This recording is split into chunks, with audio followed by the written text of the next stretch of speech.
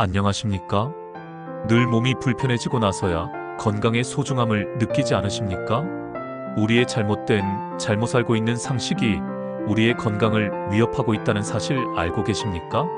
저는 20년 동안 수많은 시니어의 건강 데이터를 분석하고 재활을 도와온 건강 전문 코치입니다.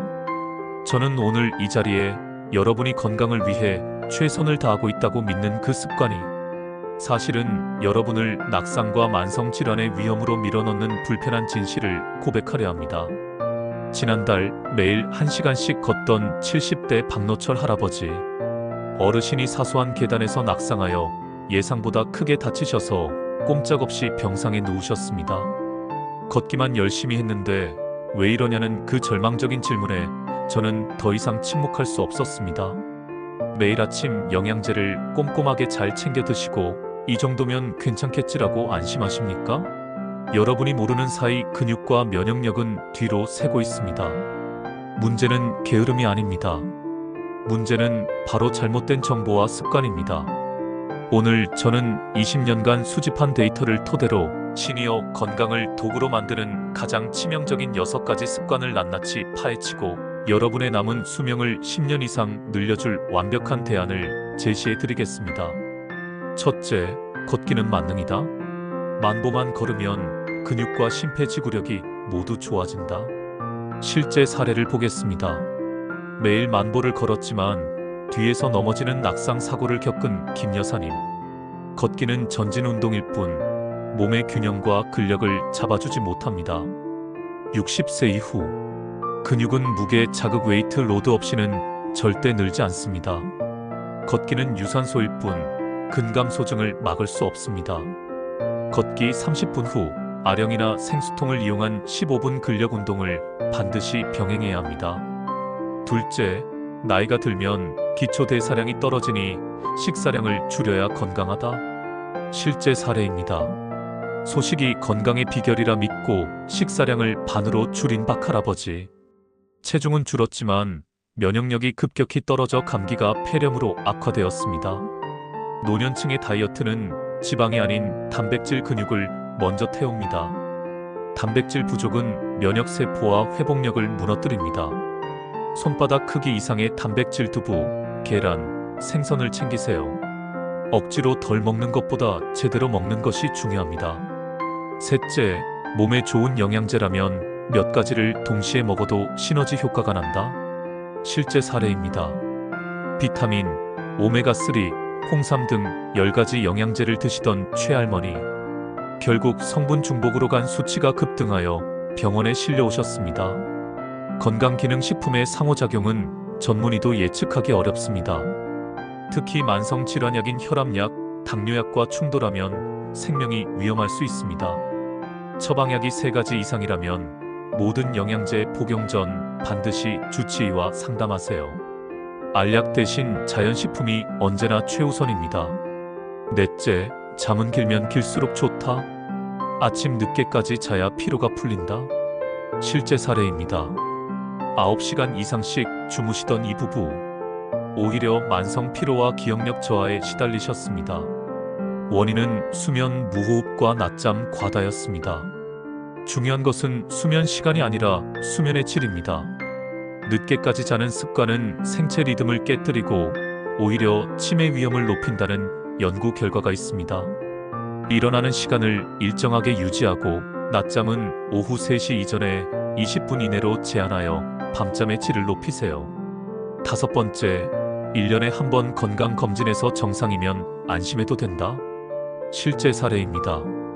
검진은 완벽했지만 어깨가 자주 뭉치고 허리가 시큰거린다는 미세 통증을 무시한 채 1년을 보낸 후 결국 초기 척추협착증 진단을 받은 강 어르신. 검진은 큰 병을 잡을 뿐 일상의 미세한 불균형은 잡지 못합니다. 이 미세 불균형이 만성 통증과 자세 변형의 시작입니다. 매일 아침 5분 자신의 몸을 직접 점검 자세 확인, 관절 가동 범위 확인하고 미세 통증은 무시하지 말고 그때그때 스트레칭으로 풀어줘야 합니다. 여섯째, 나이가 들면 감정 기복 없이 평온하게 지내야 건강에 좋다. 속상하거나 화나는 일이 있어도 삭히는 것이 미덕이다. 실제 사례 보시죠. 자녀 문제로 소가리를 했지만 스트레스 받으면 몸에 해롭다며 혼자 삭히던 박 교수님. 결국 만성 두통과 소화 불량으로 고생하며 병원을 찾으셨습니다. 억압된 감정은 만성 스트레스 호르몬 코르티솔 분비를 유발합니다. 이 호르몬은 혈압을 높이고 면역력을 떨어뜨리며 우울증과 치매 위험을 가속화합니다. 감정 배출의 시간을 의도적으로 만드십시오. 친구와 수다를 떨거나 일기를 쓰거나 가벼운 취미 활동으로 생각을 전환해야 합니다. 몸의 독소를 배출하듯 감정의 독소도 배출해야 합니다.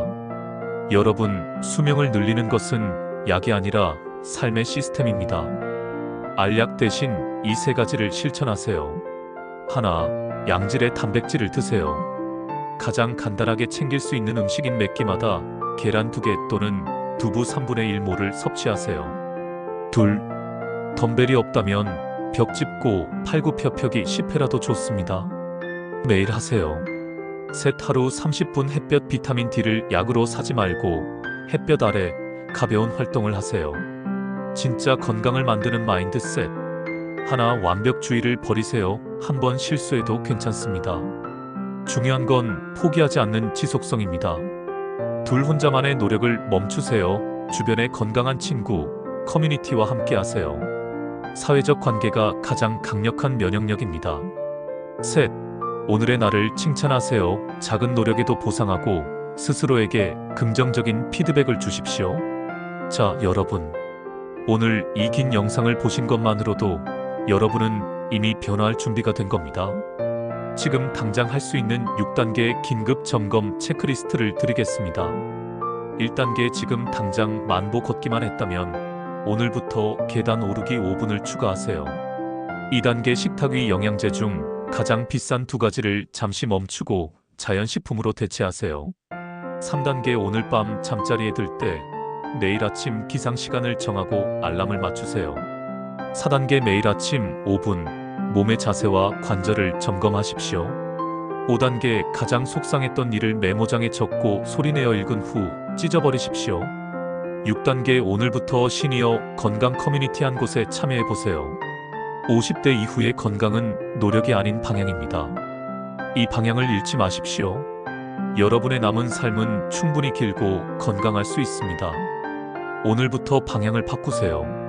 이 영상의 진실이 시니어 건강에 관심 있는 모든 분께 닿을 수 있도록 이 영상을 꼭 공유해주세요. 그리고 구독과 좋아요로 함께 건강한 습관을 만들어가요. 감사합니다.